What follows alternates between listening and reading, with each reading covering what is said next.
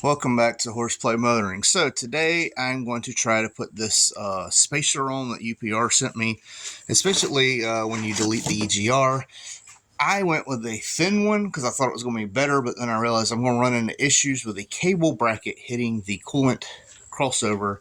If you run like an inch to 2-inch spacer, it's not going to be an issue. I didn't think of that. Never even crossed my mind. So I got the small one. We're going to see if we can make this work. As mentioned previously, this is the part that I'm getting rid of. It's got all this stuff coming out of it I don't need. But this cable bracket right here, it drops down. That's for the throttle and your kick down for your automatic transmission. Well, the way it kicks down, this cannot be raised up any. They do make an adjustable one. I don't know if this can be bent out of the way and make it better. But point is, it's right here, the coolant is here. So you can imagine if this moves back another, I don't know how many inches, that's the issue we're going to run into. So I have to make pretty much a spacer that'll go on the ears of that and move that out. It'll all make sense in a minute. All right, here is the piece that came off. So this is the throttle body side. So it would be like this on mine. So if you notice, bolt this to the intake side, that's going to move that back about an inch or so, maybe 2. So that's going to be the issue. Okay, so it's going to be about this far away at minimum, which is, about what are the other ones at, unless somebody mentioned that they take a Dremel and just trim all this away where it'll actually, it's just that corner hitting, and they trim that out and it works just fine. So I think I might see about doing that if I can't find the right amount of space that'll fit in between here. I also need to take these studs out and find bolts that fit there. All right, guys, I am working on a hack job, but you're never going to see it. So this is a spacer that goes in between. This is the steel that's used for the seat bracket. A couple washers. All this will get painted. That'll go there. And then I took the regular bracket for the cable, and basically the corner went this way. So the corner was, let's see if I can line that. Corner looked like that, where it was. So I took and cut the corner off and made this bracket to add strength because it's pretty thin right there. So I'm going to have to spot weld or just get that the best I can. But this is super strong. I can actually cut these off and just keep it bolted. You'll never see any of this. All this is getting painted.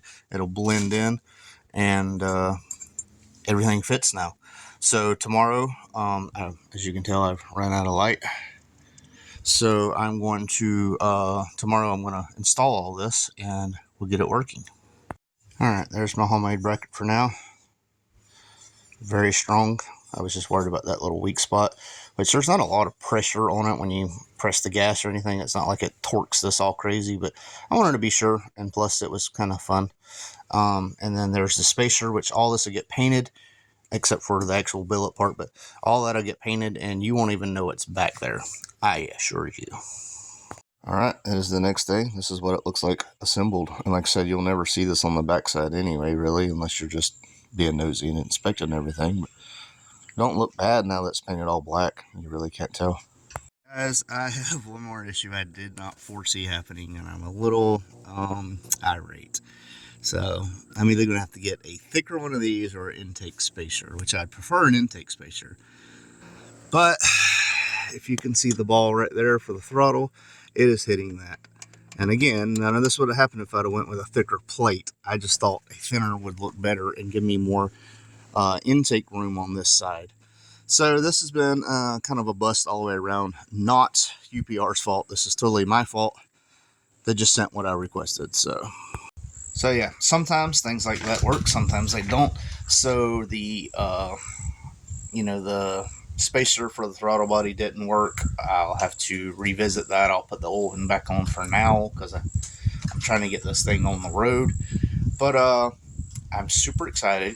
So Corey from Car Chains 3D, he reached out to me and said that my bezel was shipping today for, oh yeah, this is my NexgenEfi Digital dash. This is the NextLink unit, and this is where everything will tie into. This is for the can, for the Holly, and it'll read everything from there to here. The miles per hour is done by GPS, which I have the unit for that, but you can program it left turn, right turn, brights or dims, your let's see, what is that? Yeah, high beams, your fuel level, and if it's in neutral. So I can hook up all of them on from the stock gauges to this, and it'll read. And you can set up, when you go in to edit this, you can change like what percentage the level's at, and so that way you can figure out where your gas gauge is. Mine still works, so when I turn on the car, I'll be able to say, hey, I'm at quarter of a tank, and I can adjust it till it reads properly at quarter of a tank. But yeah, so that is in the mail today, and I should be getting that soon, and I can install this digital dash, and I've waited for this so long. This is, I'm sorry, this is some gangster shit right here to me. As a poor boy, me never had really much. This is some gangster stuff right here. I am stoked, and the guy for NextGen, phenomenal. I messed up updating. I accidentally updated my display before my NextLink, and they don't communicate that way. You got to update the NextLink and then the display. He walked me through everything. He could have been like, you dumbass. You know, he was very cool. Walked me through everything. And like I said, he sent this out to me. Like, this is like beta testing and stuff like this. So I am beyond blessed to have this. And I cannot wait for this bezel that Corey sent out to go in, because it's going to look like a factory kind of unit there. I don't know why I'm looking this way pointing when I don't have the phone pointed that way. It'll go where that gauge is, and it's a panel where this mounts to, and it'll look like it's supposed to be there. So I am super excited. And yes, super excited. So let me know what you guys think. Sorry, this wasn't very much going on. I really thought it was going to be more with that spacer. I did all this fab work and stuff to get it to work, and it just turned out to be a fail. But I'm putting this video out to show y'all that it's not always, smooth sailing. You're going to have days where just nothing works out. Shit don't go as planned. You just got to move on to the next thing. So I do still have the control arms I got to do, but I need my back feeling better before I do that, because I have to lay on the ground to do that, and my back is kicking pretty bad. So on a day when it's not kicking so bad, I'll be under the car doing the torque box reinforcements and the control arms, and maybe taking a little off that spring. I'm still kind of contemplating on putting a small spacer on the side and on the rear, not just on one side. Jeez, I cannot even process my thoughts. Yeah, maybe an inch spacer on the rear just to kick them out just a little, but I want something that's going to be safe, so I need like a hub-centric, pretty solid spacer, if you know what I mean. But man, we are closer and closer to getting this car. Oh, and like I said, this is, dude, when I say I'm on a budget, I'm on an extreme budget. YouTube don't hardly pay me nothing, and yeah, I had an incident. Basically, I was promised a job. I put in my 2 weeks notice, and they said I was starting this new job. I didn't hear anything. Come to find out, somebody from within that was somebody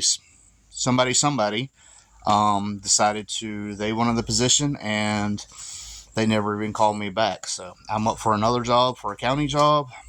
It pays better job. So hopefully that comes through. Y'all pray for me if y'all believe in prayers, positive vibes, whatever you believe in. Your boy needs a good paying job. This stuff ain't cheap, and not everybody wants to support a channel that's only got 2,300 subs. By the way, I just broke 2,300 subs. Thank y'all so much. I'm super excited for that too. I never thought I'd be at this level. I'm hoping to hit 3,000 by the end of the year. So if you're excited over the next gen dash install and how this is going to turn out, stay tuned. It is coming soon. I don't know when, but as soon as it gets there, I'm jumping on it. I would do it right now if it was here. I'm that excited over this. When I was going through the updates and stuff and looking at it, I've been dreaming of this for a while. Ever since they come out with these dashes, I remember when people first started putting like tablets and dashes and stuff like that, and using like the OBD port to jump the information to their dash, and I just thought it was the coolest freaking thing ever. Now I have it, and I don't have to do all that OBD port and all that stuff. So extremely excited. So guys, stay tuned. Best is yet to come. This is Horseplay, and we out.